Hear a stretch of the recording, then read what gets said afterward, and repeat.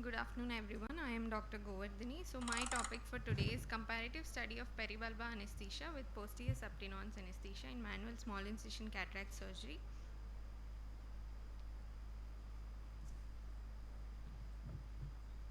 Introduction. Cataract surgery is one of the most common surgical procedure with good safety profile. As cataract surgery has evolved over the years, so has the anesthesia used in an attempt to reduce the risk and complication. Shorter acting, less invasive methods of anesthesia are being used nowadays for SICS.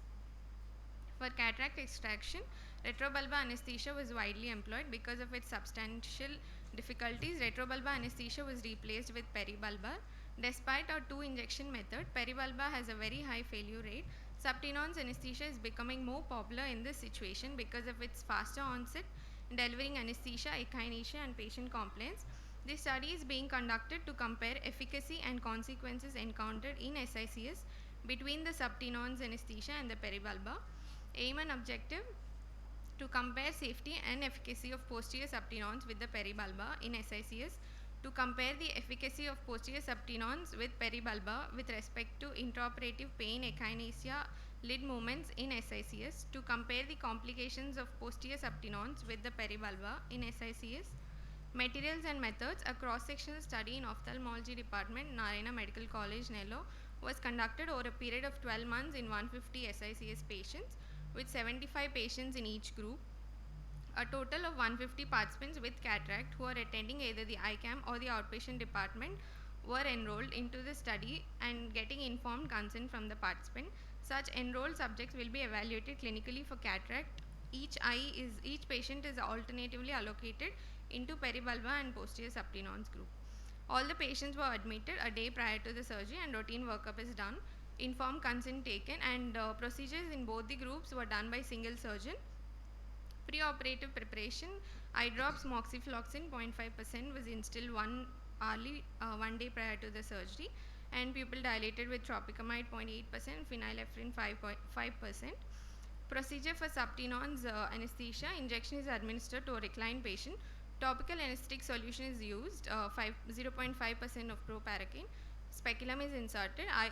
Patient is asked to look upwards and outwards throughout the procedure to expose the inferior nasal quadrant using a pair of non-tooth forceps.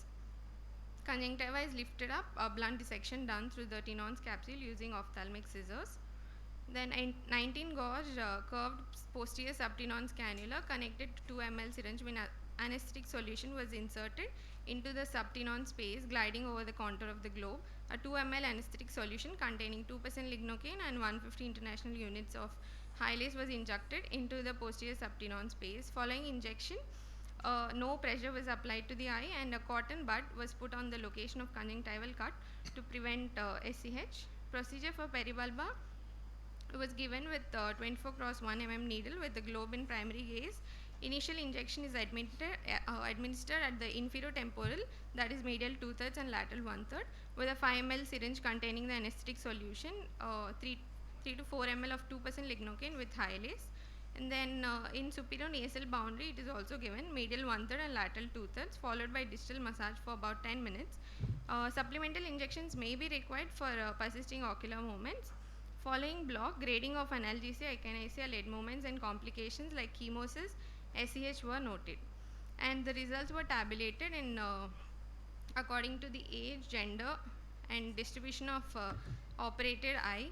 Then distribution by pain: grading is grade 0 no pain, 1 is no pain with slight sensation, 2 is slight pain, 3 is moderate pain. And then grading according to echinacea, that is grade 0 is no movement, 1 is mild movements, 2 is moderate movement, 3 is severe movements.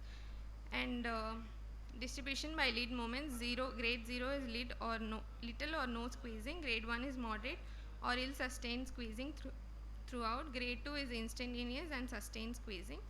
And complications: grade 0 is no SCH, grade 1 SCH in 1 quadrant, grade 2 is SCH in 2 quadrants. Chemosis: grade 0 is no chemosis, grade 1 chemosis 1 quadrant, 2 quadrants and 3 quadrants. Discussion: SICS presents an appealing low cost high volume alternative which is being frequently performed under retrobulbar anesthesia replaced by peribulbar. Subtenons anesthesia is an alternative to peribulbar to prevent needle related complications. Pain assessment and comparison in both groups being our primary objective. It was graded from grade 0, that is no pain, to grade 4 intense pain. And the study percentage of participants with grade 0, that is no pain, in subtenons group was 83% as compared to 8% in peribulbar.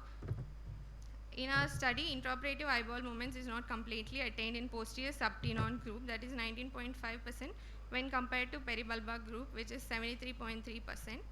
Majority of patients had attained little lid movements during procedure, which is comparable in both the groups in peribulbar and posterior subtenons. Incidence of complications like SCH and chemosis was more common in subtenon group than in peribulbar. Conclusion: intraoperative pain was significantly lower in the subtenons group, with far fewer participants experiencing unacceptable level of pain. When compared to posterior subtenons anesthesia, peribulbar demonstrated little advantage in terms of intraoperative akinesia. Participants in posterior subtenons had slightly higher intraoperative eyelid movements. Chemosis occurred at nearly the same rate in both the groups. SCH was more common in posterior subtenons than the peribulbar. According to our study of findings of this study, posterior subtenon anesthesia is a better alternative to peribulbar in terms of providing adequate analgesia during surgery. These are my references, and thank you.